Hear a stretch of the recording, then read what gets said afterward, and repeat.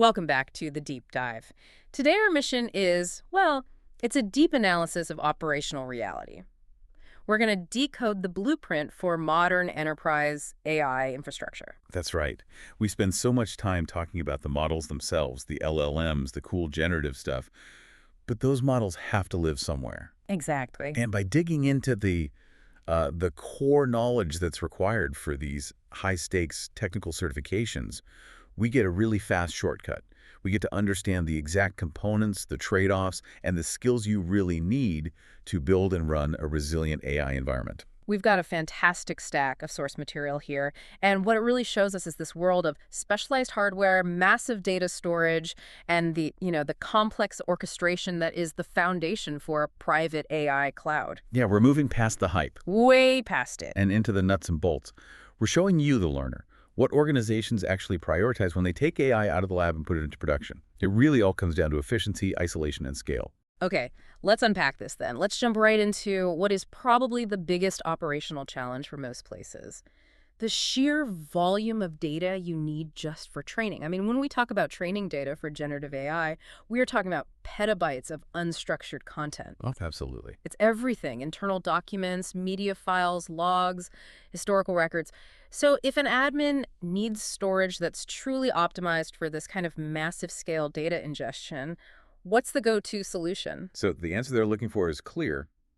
It's Nutanix objects, but the why is the real insight here. We're talking about S3 compatible object storage. Hold on, why couldn't an admin just use a massive standard network file share, something like NFS, and just call it a day? It feels simpler. Oh yeah, it does feel simpler, and that's the trap. That simplicity comes with an enormous operational cost down the line. How so? Well, traditional file systems like NFS or SMB, they really struggle. They struggle with the sheer volume and the number of individual files. We're talking billions of objects. Millions. Wow. They just aren't built for it. They're optimized for general purpose workloads. Object storage, on the other hand, is designed from the ground up for massive scale and durability. It allows for high speed, parallel ingestion and retrieval, which is exactly what a modern AI training pipeline needs. So if you pick the wrong storage, your whole project just grinds to a halt. Or it crawls. Either way, you're not getting results. Okay, so objects solves the fuel problem, the data. Let's talk about the engine, Okay. the GPUs. They're the most expensive, most specialized, and frankly, often the most underutilized resource in an AI deployment. That's for sure. So if an administrator has a powerful physical GPU, say an NVIDIA A100, and they need to maximize its use by serving multiple isolated, lightweight AI workloads at the same time, Yeah. how do they do that? How do they partition that single piece of silicon? The technique they absolutely must deploy is multi-instance GPU, or MIG, as everyone calls it. MIG, that sounds like a fancy name for virtualization. Is that all it is? It's more sophisticated than that. I mean, standard GPU virtualization might share time or memory, but MIG does a deep physical segmentation of the A100 chip itself. A physical segmentation. Yes. It lets an admin carve out up to 7 fully isolated, dedicated GPU instances. Each one has guaranteed compute, memory, and cache resources. And the key word here is isolation. Ah, so each instance is totally independent. Totally. If one small inferencing job crashes, the others don't even notice. They just keep running. So that's the real takeaway here. MIG isn't just about utilization, it's also a stability and security feature. You're maximizing your investment while also compartmentalizing the risk. Absolutely. You're making sure that critical, expensive hardware is used to its fullest capacity without ever sacrificing the integrity of the workloads running on it. Okay, so we stored the data, we've maximized the GPU, but we still need that virtualization layer to actually talk to the hardware. Before any virtual machines on an AHV cluster can even use vGPU capabilities, what specific software component is the absolute prerequisite on those hypervisor hosts? You have to have the NVIDIA vGPU host driver. It has to be installed directly on the hypervisor hosts. The host driver. Yeah, think of it as the essential translator. The hypervisor, in this case AHV, is general purpose. It doesn't natively speak NVIDIA GPU. Okay. Doesn't understand the unique architecture or the memory maps of a high-performance GPU. So this driver, it provides that virtualization layer. It manages the physical GPU resources so they can be securely and efficiently parceled out to the VMs. It's the linchpin that makes the whole thing possible. It's the linchpin. Without it, you just have a very expensive card sitting in a server doing nothing. Right. Okay, let's shift gears. The foundation is solid. Now let's talk about deployment strategies, especially under some pretty extreme constraints. Yeah. Imagine an organization deploying AI in what they call a dark site. Right, an air-gapped environment. Exactly.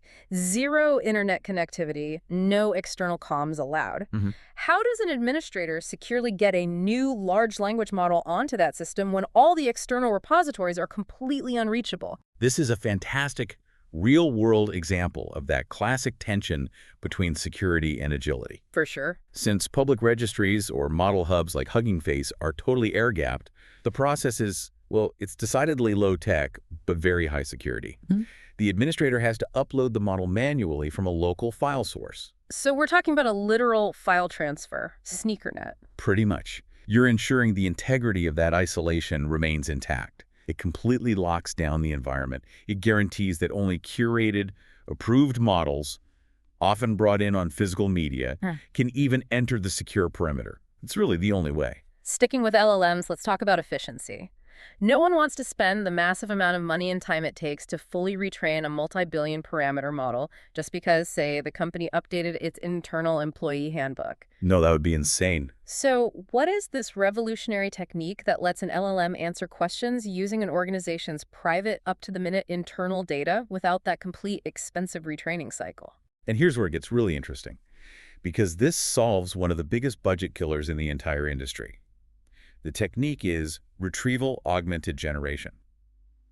RAG is an absolute game changer. Let's really unpack why it matters so strategically. It matters because RAG is the financial insight. It's how you avoid a multi-$100,000 fine-tuning or retraining job by using what's basically a smart, low-cost indexing strategy. Okay, so the core intelligence of the LLM stays the same. It stays static. But RAG dynamically pulls in the organization's external private knowledge base, your latest documents, your proprietary data, and it injects that into the inference pipeline. So if I ask the LLM a question, the system first goes and finds the most relevant current private documents. Let's call them context snippets. Exactly. And then it feeds the snippets to the LLM along with my original question. Precisely. The LLM uses that retrieved information as fresh context to formulate its answer. It's like giving the model instant access to the company's private, up-to-the-minute library right before it has to generate a response. Which means the model can be current, it can be accurate, and it's using private data securely, all without a costly training operation. You got it. It's a huge win. All right, let's move to the operational glue that holds this whole thing together. Orchestration and deployment. If an enterprise is running containerized AI solutions, what specific platform component provides that essential managed Kubernetes orchestration layer? That component would be the Nutanix Kubernetes Engine, or NKE. Yeah. I mean, you need Kubernetes to manage container lifecycles, networking, all of it. NKE's job is to provide that orchestration backbone while automating all the tricky cluster management stuff and making sure it integrates deeply with the underlying AHV platform. It's Kubernetes made enterprise ready. So once NKE is running the cluster, we have to deal with real-world traffic. Inference endpoints can get hit with really unpredictable loads. If you need to automatically adjust the number of application pods scaling up for peaks, down for lulls, what feature does the architect configure? That is the essential function of horizontal pod autoscaling, or HPA. HPA is the key to both cost efficiency and resilience. It watches metrics, usually GPU utilization, but it could be CPU or something else, and it just adjusts the replica count of the serving pods automatically. And if you don't have it? If you don't have HPA configured, you're either burning cache on idle GPUs during quiet times, or, worse, your service slows to a crawl when traffic spikes and you get angry users. Right. And speaking of traffic, when a request finally hits the AI service, what component is the one primarily responsible for reliably distributing that traffic to the correct, healthy application pods inside the cluster? That role belongs to the service load balancer. The traffic hop. Exactly. It's the traffic hop. It abstracts away where the individual pods are and just makes sure every request is routed efficiently to a pod that's available and functional. It ensures high availability and prevents any single pod from becoming a bottleneck. Okay, let's pivot to a classic troubleshooting scenario. And I've seen this one kill more weekend deployments than I can count. An admin deploys a new model pod. They've checked the container image, they know the software is good, but the pod is just stuck indefinitely in a pending state. What's the most likely culprit? Assuming everything else is configured correctly, the most likely cause is often the simplest one. resource starvation. Not enough resources. Specifically, the system has insufficient GPU resources available to actually schedule that pod. The Kubernetes scheduler is smart, but it can't create hardware out of thin air. Right. If the pod requests a specific vGPU profile or a slice of an A100 that just isn't free at that moment, it waits. That's it. It just sits in the queue. Which brings us to our final operational point, security roles and the separation of duties. In a specialized AI environment, what administrative action is typically restricted only to the infrastructure admin role and explicitly cannot be done by a standard AI user. The essential distinction here is between building the house and living in the house. I like that analogy. The action that's restricted to the infrastructure admin is the provisioning of a new Kubernetes cluster for AI workloads. So the infrastructure admin builds the entire digital sandbox. That's it. Standard AI users, they're focused on model operations. Generating API keys, deploying models, testing performance, but they are strictly denied the ability to create, change, or destroy the underlying compute, storage, or orchestration platform itself. Which maintains a critical layer of operational security. And it prevents an application user from accidentally, destabilizing the entire AI environment for everyone else. When you're designing an enterprise AI environment, how do organizations effectively manage that inevitable tension between maximum security isolation and the need for flexible, on-demand scalability? This is the core trade-off facing infrastructure architects today. Every layer of security you add creates friction, but every layer of automation and scale introduces potential complexity. Finding that perfect balance, that's the true art of modern AI deployment.